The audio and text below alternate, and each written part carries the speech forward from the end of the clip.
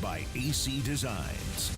Today is the beginning of what is a gross stretch of weather all the way through Wednesday. Right now, we do have showers out there across the First Coast. They are scattered all over the place, but some of that heavier, steadier rain right now over places like St. John's, and then pushing back towards Lottie and 301, where I know people are traveling towards Gainesville for the game. Also some heavier rain right now pushing into Flagler County and eventually portions of St. John's. But again, there's just scattered rain all over the First Coast, and that will stay in the forecast throughout the overnight hours and into tomorrow morning. Sunday, we're going to wake up to rain. We're going to see rain continue off and on throughout the day on our Sunday. Some of that will be a soaking of a rain. So for the Jags game, I'm expecting there to be showers out there for the tailgate, more throughout game time. Silver lining, the rain and the cloud cover and the wind, keeping temperatures a bit more comfortable with highs only in the low 80s, but you need a poncho. You will see rain throughout the day on Sunday, and it will be breezy as well. Winds out of the northeast, 10 to 15 to maybe even 20 miles an hour.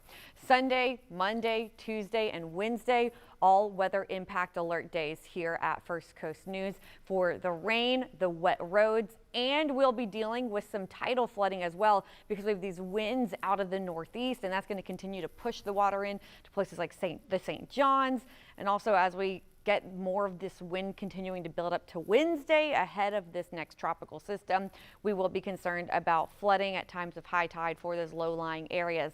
So be aware of that. Be aware of the rain, the longer commutes that it will impact us with Monday, Tuesday, and Wednesday, and start charging your batteries as well as we prepare for Wednesday. We could get some power outages with this next system. It is called Milton. It is a tropical storm right now. It quickly strengthened today. It was a tropical depression this morning, then a tropical storm by the lunch hour, and now unfortunately as of the 5 o'clock advisory, it is expected to become a major Category 3 hurricane at landfall on Wednesday, somewhere along the Gulf Coast of Florida.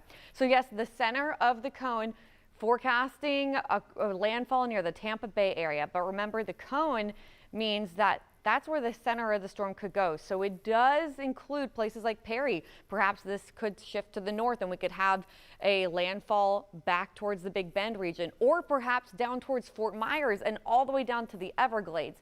So again, lots of uncertainty on exactly where it will make landfall along the Gulf Coast of Florida for the peninsula, but models right now gathering closer towards the Tampa Bay area, moving it across the Orlando metro area and exiting perhaps near the Daytona Beach area.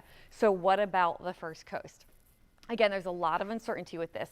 Things will continue to change each and every day, but for right now, what I can tell you is what we are expecting on Wednesday: strong northeasterly winds with gusts to 60 miles an hour. That could cause some power outages. We are expecting storm surge and tidal flooding, and we're also expecting heavy rain, which could cause some street flooding. Again, that would be Wednesday on the First Coast, but each and every day up until Wednesday, not great weather. Windy conditions, rainy conditions. Sunday, Monday, Tuesday, and Wednesday. That is why each and every day is a weather impact alert day.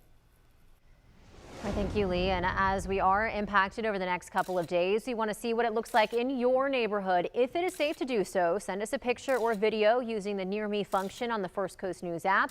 Make sure to include your name and where the video or picture was taken.